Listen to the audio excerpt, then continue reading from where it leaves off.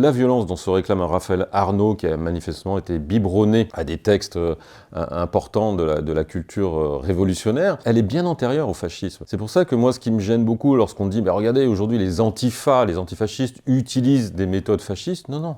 Ils utilisent des méthodes qui datent du 19e siècle, qui datent du manifeste du Parti communiste de Marx et Engels, qui appelle à la violence, qui dit « on ne prendra le pouvoir, on ne renversera le système capitaliste que par la violence et par une violence extrême ». Jean-Christophe Buisson, vous êtes l'auteur du Siècle rouge, un ouvrage magistral sur l'histoire du communisme au XXe siècle. Quelle a été votre réaction sur la mort de Quentin, tué à Lyon, alors que des suspects liés à l'ultra-gauche ont été identifiés par les enquêteurs? Comme tout le monde, j'étais horrifié parce qu'il y a la mort d'un jeune homme qui a été véritablement lynché par ses adversaires politiques. Et en même temps, je suis pas tant surpris que ça, parce que depuis quelques années, il y a un discours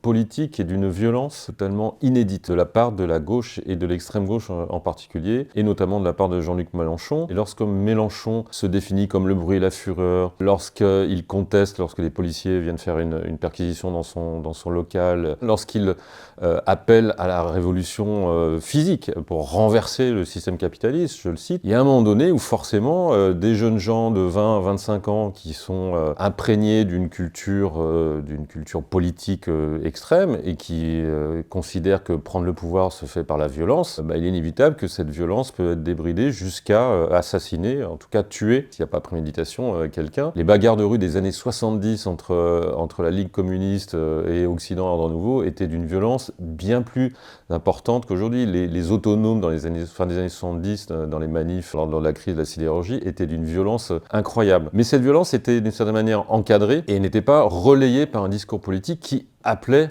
autant à la violence comme aujourd'hui. Par exemple, l'extrême droite n'était pas représentée du tout à l'Assemblée nationale ni dans les médias. Donc l'extrême droite, quand elle existait, d'abord elle était vraiment très très peu importante et elle n'était que dans la rue. De la même façon, la Ligue communiste, il y avait un discours à gauche qui laissait entendre qu'il fallait bousculer le système, le réformer éventuellement, mais il n'y avait pas un tel appel à la violence. Un Georges Marchais ou un André Lajoigny plus tard ne disait jamais « je suis le bruit et la fureur ». N'encourageait pas cette violence. Jean-Luc Mélenchon était un grand orateur, mais avec une puissance évocatrice, une culture qui fait qu'il déchaîne effectivement la violence par ses propos, ce qui n'était pas le cas de Georges Marchais qui faisait plutôt rire, il faisait pas peur, il faisait rire. Mais Jean-Luc Mélenchon fait effectivement peur. En octobre, sur LCP, Raphaël Arnaud, député insoumis et surtout fondateur de la Jeune Garde, le groupuscule soupçonné d'être derrière l'agression de Quentin, ne cachait pas qu'il pouvait utiliser la violence physique en réponse à l'extrême droite, défendant ce qu'il appelle l'autodéfense populaire. À quel point dans l'histoire la violence a-t-elle pu être justifiée par les mouvements révolutionnaires, anticapitalistes ou antifascistes? Lorsqu'on se proclame antifasciste, on bénéficie d'une sorte de légitimité, puisqu'on se bat contre les fascismes, et le fascisme c'est le mal absolu. Le fascisme et son pendant allemand qui est le nazisme. Pour moi, le fascisme historique est mort, je l'ai écrit dans un livre qui s'appelle Le Noir et le Brun, est mort en 1945. Là-dessus, il y a quelque chose de très important à dire, c'est que la violence dont se réclame un Raphaël Arnaud, qui a manifestement été biberonné à des textes importants de la culture révolutionnaire, elle est bien antérieure au fascisme. C'est pour ça que moi, ce qui me gêne beaucoup lorsqu'on dit « regardez, aujourd'hui les antifascistes utilisent des méthodes fascistes », non.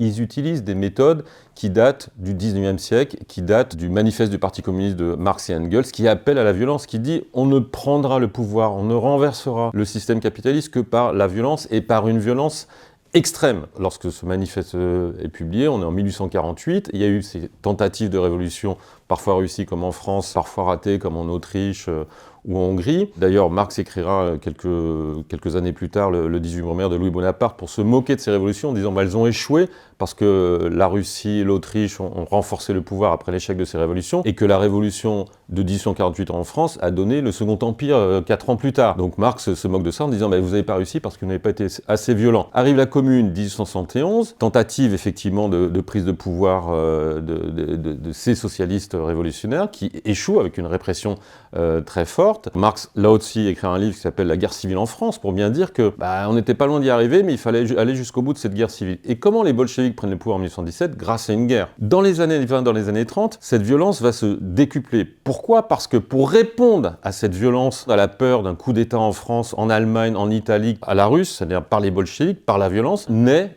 le mouvement fasciste. Et en France, il y aura, dans les années 30, on parle toujours des ligues d'extrême droite, mais les ligues d'extrême droite, elles se battaient contre des mouvements, par exemple, un mouvement qui s'appelait les jeunes gardes socialistes, dont le symbole était 3 flèches dirigées vers la gauche, les flèches indiquant la lutte contre les nazis, les staliniens et les réactionnaires. Quel est le logo de la jeune garde de Raphaël Arnaud aujourd'hui? 3 flèches dirigées vers la gauche. Et je peux vous dire que les méthodes des jeunes gardes socialistes dans les années 30, c'était les mêmes que les méthodes de l'Action française, du Parti social français, des jeunesses patriotes, de toutes les ligues nationalistes. Pour renverser la bourgeoisie, il faut être violent, il faut même rejeter tout ce qui n'est pas nous, révolutionnaires, dans le camp des réactionnaires, des nazis, des fascistes. Je vous rappelle qu'Aragon, un jour, écrit un poème qui s'appelle Le Front Rouge, je crois. Feu sur Léon Blum, feu sur les ours de la social-démocratie. Feu sur Léon Blum, c'est-à-dire on appelle au meurtre de celui qui dirige le Front populaire, qui va faire avancer la cause sociale en France comme jamais. Mais pour renverser le pouvoir, il faut une pré-révolution, il faut des conditions favorables. Et les conditions favorables, c'est une société qui se délite, une société qui se fracture. Et ce que font aujourd'hui des mouvements comme la Jeune Garde à Lyon, c'est de créer les conditions d'un chaos, d'une guerre civile. On voit bien qu'il peut y avoir des représailles après ce qui s'est passé, il y a mort d'homme. On voit bien que la société est fracturée et qu'il n'est pas du tout impossible que tout cela dégénère. C'est exactement ce que veut Mélenchon. Il dit, eh bien, nous allons dissoudre la Jeune Garde, qui est une organisation liée au mouvement insoumis. Ce sont des jeunes antifascistes. Eh bien, monsieur Retailleau, profitez-en pour nous dire qu'ont fait ces jeunes gens. À quel moment vous avez des actes à leur reprocher qui justifient qu'on les interdise? Vous ne nous ferez pas peur. Et demain à Lyon, où il y aura la manif du 1er mai, j'appelle tous mes camarades, les insoumis, à aller se grouper derrière la bannière de la Jeune Garde pour dire « Nous n'avons pas peur, nous n'avons pas peur ».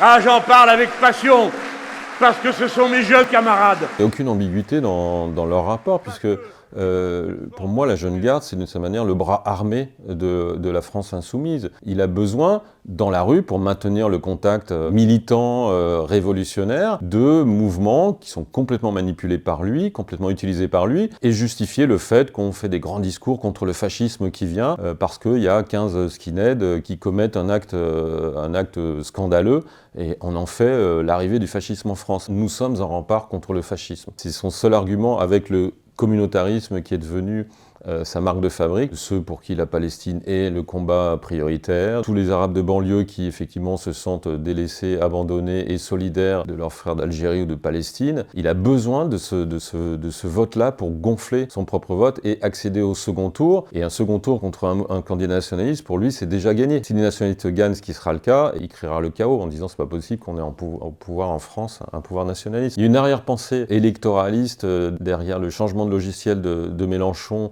qui est passé d'un gauchisme un peu souverainiste à un gauchisme totalement communautariste. Mais ça, pour un trotskiste qu'il est resté, ça n'est pas très étonnant. Les trotskistes, ils n'ont pas arrêté au cours du XXe siècle de changer de pied. Un jour, ils faisaient de l'entrisme, le lendemain, ils faisaient la révolution à visage découvert. Un jour, ils s'alliaient avec la gauche parlementaire, un jour, c'était l'ennemi à abattre. Il n'y a qu'une chose qui compte, pour Mélenchon, c'est la conquête du pouvoir. Et la conquête du pouvoir, encore une fois, ne peut se faire que par la violence. Et la violence physique ne peut être justifiée que par une violence verbale préalable, ce dans quoi il patauge depuis maintenant une dizaine d'années.